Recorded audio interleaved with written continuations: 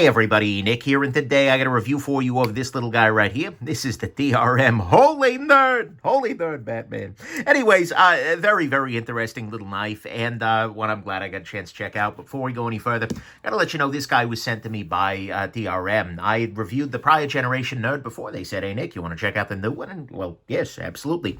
TRM does great work, and I was very happy to check it out, but they know how it works, right? I sent them full disclaimer on my website. Told them to talk about the good, the great, the bad, and the ugly. It might be a gem, it might be junk.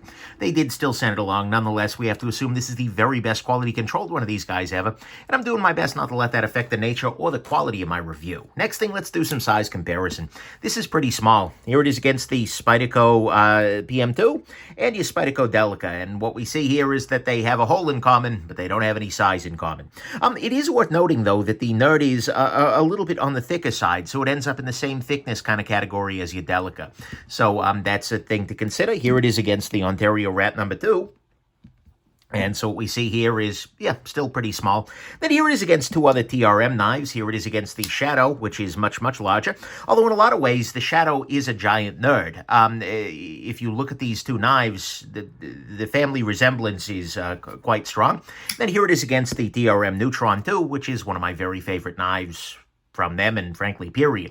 And so what we see here is this is a small knife. So there is that. Next thing, what the heck is a TRM? Well, TRM is Three Rivers Manufacturing. They are a small company based in Massachusetts. Actually got a chance to visit their factory not so long ago. I happened to be in the area and stopped through and, didn't do a full factory tour video or anything like that. Everything was shut down for the weekend. But nonetheless, it was very nice. It was nice to meet Les and Marianne, who are the owners and main operators at TRM, and got to see everything being made. It's a beautiful thing. But they are a small company. They make great knives for other people, and they make great knives for them. And so that's a beautiful thing. And so there is that. Then finally, on terms of price, just so you know up front, this guy right here in the full titanium is $315. It is $180 in G10 and $190 in micarta. And so there is your price point. Let's go on ahead and jump into the good, the great, the bad, and the ugly of this very interesting little nerd right here. So on the good side, to start with, this is made in the States. Now, of course, quality is about effort, not geography. And so, at the end of the day, it doesn't really matter where you're making it. But for me, I'm cheering for the home team. And so it's always nice to see that these guys are being made, locally and employing, well, not locally to me, but locally to the States, and employing real folks there. That's a beautiful thing, and I've seen it with my own 2 eyes. So that's nice. Next thing, this is a very legal knife. If we put this guy up against a ruler, what we're going to see here, this guy measures uncontroversially under 2.5 inches worth of blade length, under 2.25, frankly. So as a result, this is going to be legal in a bunch of places, right? There are relatively few places with blade length restrictions that this won't work in, which is great. And it also, because it is a very small knife, this becomes perfect for kind of the fifth pocket, right? The pocket above the pocket, the key pocket, whatever. This just fits right in there beautifully, and that's a nice thing. Next thing, clip on this guy is quite nice. We see here, not only are the screws easy to access, but they are countersunk. And the clip itself is as well, such that you can see that the clip really doesn't come up at all above the body of the knife, right? And so as a result, this is very easy to get into the pocket, and it hangs very nicely. Easy to get on, easy to get off, good ramp here, just a good clip overall. Next thing, this has some very nice details here. I mean, to start with, the blade itself kind of follows the handle here, so you get one contour here. You get a subtle branding overall. I mean, you've got the little guy here, the TRM Three Rivers logo, right? It's Three Rivers coming together, and a little bit of branding on the backside there, which is just labels of steel and whatnot, 20 CV and such. But, it's a nice little detail there. But more importantly, if you look at this titanium version, the texturing is very, very interesting, right? Because you have this horizontal texturing here, which kind of wraps around the top. You have this crosshatch texturing right here, as well as this horizontal texturing down along the bottom here. And then you have a smooth portion here where your fingers need to get to do that. And there is actually a little bit of scalloping. If you look here, I'll zoom in a little bit. So you can see there is a little bit of toolpath scalloping in there and on this side too. But by and large, yeah, this is a nice texture. And it gives you enough that you've got some traction, but it's not so much that it's going to be grabbing on whatever's under there. And it's not a problem that the clip is on that texturing because the texturing is very subtle, right? But it's a very, very nice texture. And, you know, honestly, it just makes the knife feel very interesting and look very interesting. There's a little more visual intrigue given these different texturing areas. So I like that very much.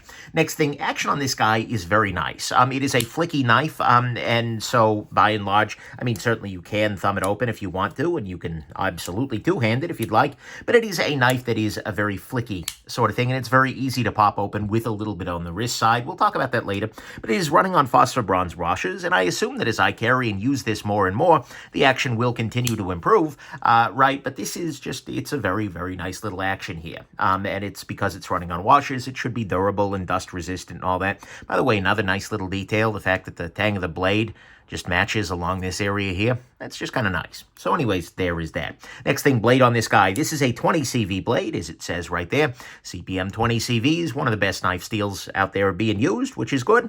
Has a relatively thin edge, which is nice, and actually feels like a bit of an improvement from the original Nerd. And so that's nice. And, you know, a relatively thin blade, generally speaking, right? The blade stock is thin, which is a great thing. It is basically a way to make knives better, at least for cutting purposes. And so that's a nice thing.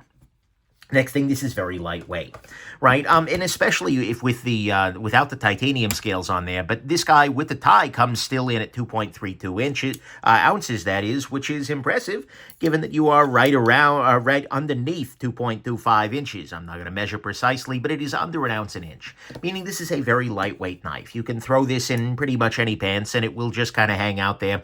It is super easy to carry because, as I think Tony Scullenbrady once put, has the ergonomics of a river rock. Certainly in the pocket, it carries very smoothly, right? There's no pocket pecker on the back here. It is just a very, very easy knife to carry. And so with that lightweightness, with the smoothness of it overall, but a little bit of texturing, it is very, very easy to carry.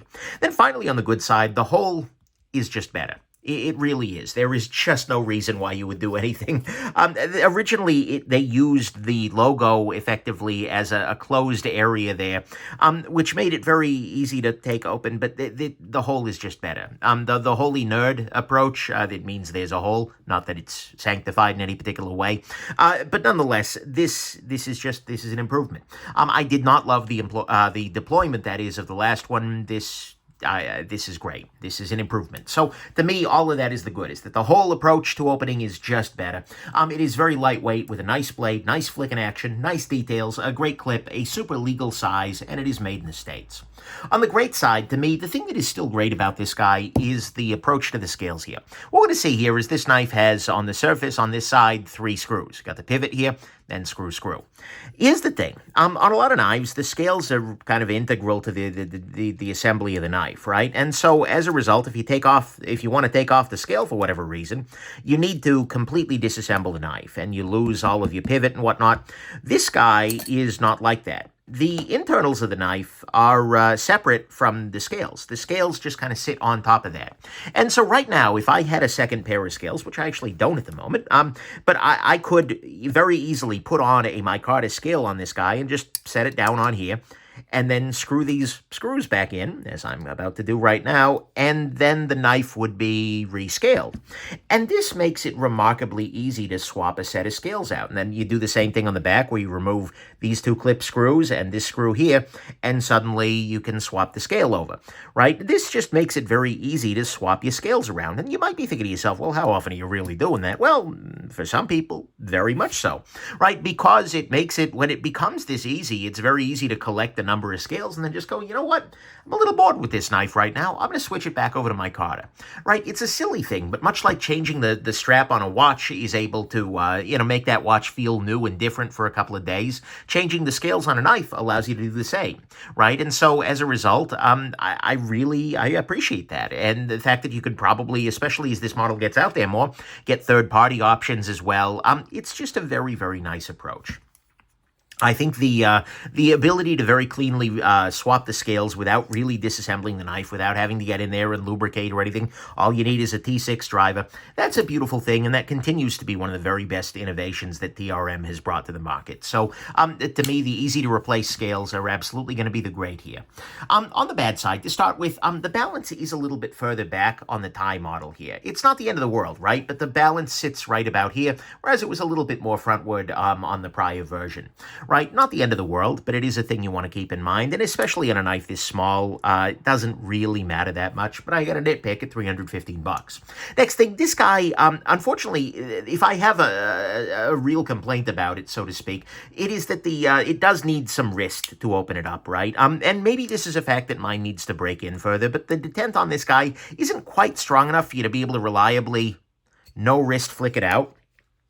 I can get it sometimes, but most of the time, I need a little bit of wrist, right?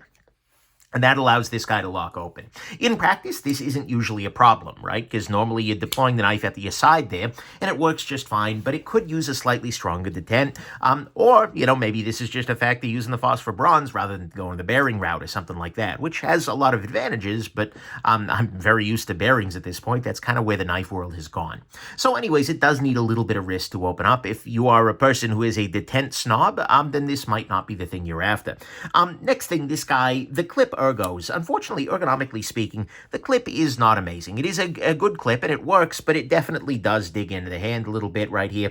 And, a part of that is to be able to access the screws, so I'm not particularly, it's a sacrifice I'm willing to make, particularly given the fact that you need to get these screws out there to do that scale swap. So I kind of think they landed in the right place, but I do wish that this clip were a little bit more ergonomic, right? Maybe that's a thing they can work on a little bit in the future. Next thing, the choil on this guy.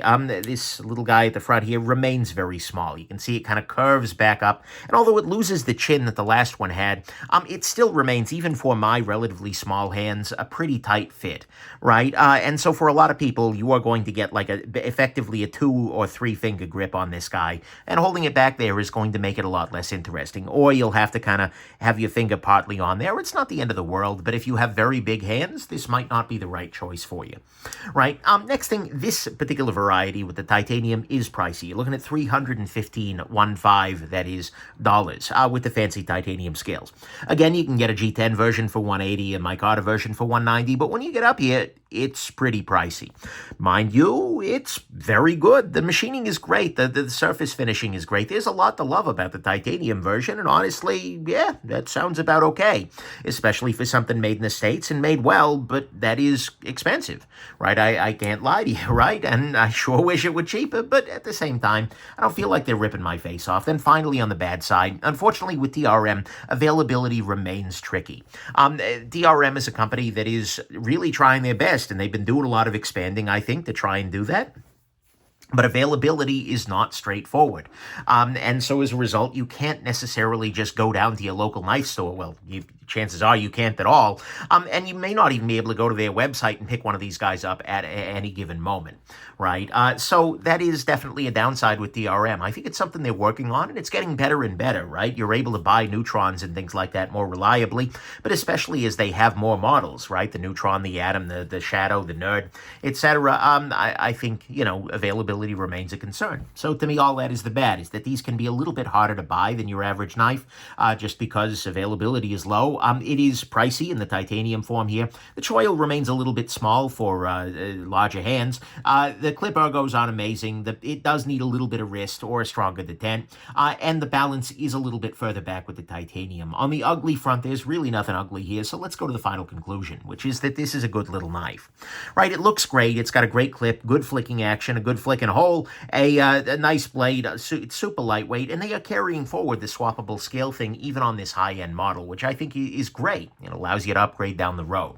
There are a few little issues, right? You need a little wrist to open it. The balance is a little further back on the thigh model. The clip ergos aren't really better than the other version. The choil is still a little small. The full tie is definitely pricey, and availability is still not straightforward. But this is a very nice improvement on what was already a great little knife. I mean, particularly with nice scales and a better opening method, this is just a much more compelling option than the original. And much like the original Neutron was great, and the Neutron 2 is incredible, this version 2 is a very, very big improvement. Right, and in my first review, I ended up doing my comparison. The way I ended my review was talking about the Spyderco Dragonfly, particularly this guy in ZDP Steel here. And I ended up feeling like the Dragonfly in ZDP was just a better choice. And I ended up even selling my first Nerd, right? I've kept most of the TRMs I've had because they're really, really good. First Nerd never really bonded with me, right? And the downsides were enough that they just didn't stick around. I didn't care for the opening method. There were a number of little issues that kind of all added up, right? But the changes that they made in the Neutron, I'm sorry, in the Nerd 2, if you so to speak, the Holy Nerd, really do change that calculus. Like, this no longer has the downsides of the original one, or at least a lot of them have been switched. It still has the scale swaps. It's still made in the States. You now have a higher-end feeling option, something that feels way better than the Dragonfly ever has, and you get a much nicer deployment. And don't get me wrong, the Dragonfly is still going to be a budget option. Another good budget option to consider in this kind of size range is actually the Civivi Baby Bantha, which is a very similar sort of thing. And what we see here is, again, similar size range. But nonetheless, if you are looking for something on the budget front, the Nerd may not be your best choice, right? Although the ZDP Dragonfly is very hard to find these days, and VG10 is a steel that's, well, let's put it this way, it's best for those who really like to shop in a lot. But anyway, so if you're looking for value in this size range, you might go Dragonfly and maybe Baby Bantha. $180 versus $80 is a very real difference. But if budget is not your main constraint, then all of these changes, these advantages, mean that the Dragonfly is no longer in charge, right? The Nerd is absolutely winning, both for me and I think maybe more generally, right? This is a very, very nice knife, and it is one that I would 100% always grab over the Dragonfly. And I will say that this knife, this will absolutely stick around for me. And in fact, I'm going to go so far as to say this is a gem. Particularly if you have strict blade length laws or you want a fifth pocket sort of knife, this is a really great choice. You can go full fancy, get full titanium out there. You can go with G10 or you can go with micarta. And wonderfully, you have that freedom to upgrade the scales later on. You buy one of these and you think to yourself, well, I don't know if that's going to be a good knife for me. I don't want to spend the full money on the titanium. That seems silly. So you buy the base model, right? You try it out. You go, oh, I like this. This is good. And then later on, maybe you get a chance to pick up some of the titanium scales and you just swap them on there to the knife you have. And suddenly you have a high-end Nerd, right? That is a really, really cool thing. And it's a very pro-consumer move. Rather than saying, screw you, you got to buy another one. Just saying, yeah, if you want, you can get the scales and it'll work. It'll just fit. And it'll give you the option to try a whole bunch of different things. I really hope that they continue to make a lot of scales for this in a bunch of different materials and give people a way to carry the same knife over and over again, but with a lot of variation. I think that's a beautiful thing. So, final conclusion here, if you want a tiny little US-made knife with good scale options and a very nice little blade, then much like you indicated when you subscribe to the channel down here, you're probably wanting a little bit more nerd in your life. So anyways, there you go. Hope this has been interesting to you and have an absolutely wonderful rest of your day. Nerd alert! Bye now.